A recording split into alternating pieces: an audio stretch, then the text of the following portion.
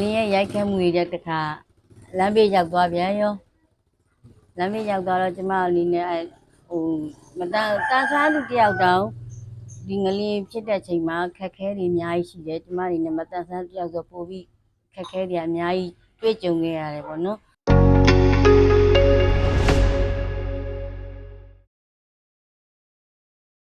ကျမနာမည်မမျိုးမျိုးဖြစ်ပါတယ်ရှင်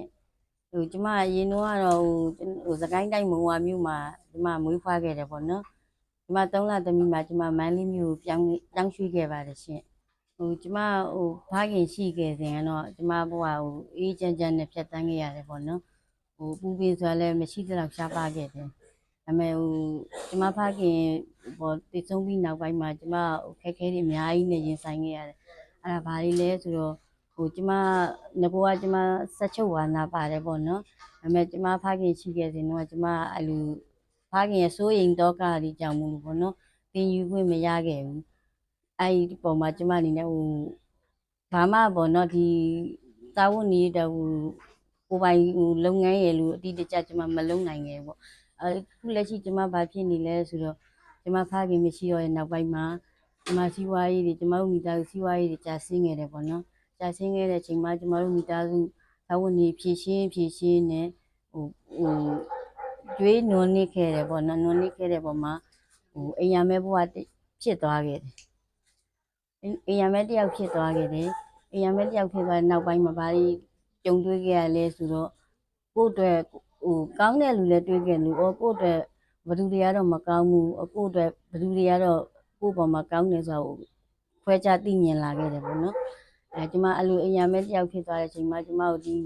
မတန်ဆန်းဖွဲ့စည်းကြီးကဦးလေးတယောက်ရဲ့ချိတ်ဆက်မှုနဲ့ကျမဒီမတန်ဆန်းဖွဲ့စည်းတဲ့ရောက်ရှိခဲ့တယ်အဲ့ဒီပေါ်မှာကျမအနေနဲ့တန်းပညာမတက်မြောက်တော့လဲကျမအနေနဲ့ဘာကြီးသိခဲ့လဲဆိုတော့အသိပညာဗဟုသုတကြီးကျွဲဝလာတယ်အတွေးခေါ်လေးတွေမြင့်လာတယ်အဲ့ဒီပေါ်မှာကျမလူမှုပေါင်းသင်းကြီးလဲကျမအနေနဲ့ကောင်းမွန်လာတယ်ပေါ့နော်အဲ့ဒီအတွက်ကျမခုဒီလောကတွေကိုရောက်သွားပြီးဘယ်လိုထက်ကြုံရလဲဆိုတော့ကနေဦးကျမအတော်အိမ်မှာကျမနေခဲ့ရတယ်ပေါ်မှာဘယ်လိုပြောမလဲသူများအိမ်ဆိုတော့လဲအတော်ဆိုပေမဲ့လဲပေါ့နော်ကိုယ့်အိမ်ကိုရမဟုတ်ဘူးပေါ့ဒါပေမဲ့ခက်ခဲလေးတွေတော့အများကြီးရှိခဲ့တယ်ဒါပေမဲ့ကိုယ်အနေနဲ့တိခံခြင်းဆိုလဲတိခံခြင်းအနေနဲ့ပဲကျမနေထိုင်ခဲ့ရတယ်ပေါ့အဲ့နဲ့တပြေးပြေးခုနောက်ပိုင်းနေကြတစားနဲ့ဘာဖြစ်လာအောင်ဆိုတော့ဒီလိမ့်ပဲဘဝသွားရင်းနဲ့ငလျင်ဖြစ်လာတယ်ပေါ့နော်ငလျင်ဖြစ်လာတော့ကျမအနေနဲ့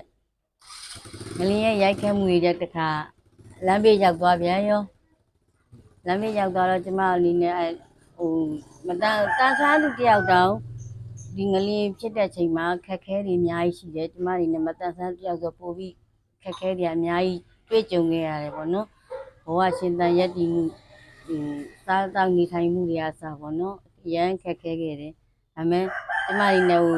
စိတ်တက်ကဘယ်လိုပြောမလဲဆိုကြားတဲ့ထဲမှာတော့မပါဘူးနဲ့စိတ်မာတဲ့လူထဲမှာတော့ကျမပါတယ်ဒါပေမဲ့အရင်တော့နဲ့မတူဘူးဆိုတာကအရင်တော့စိတ်တက်ရမ်းကျမပြောညံ့ခဲ့တယ်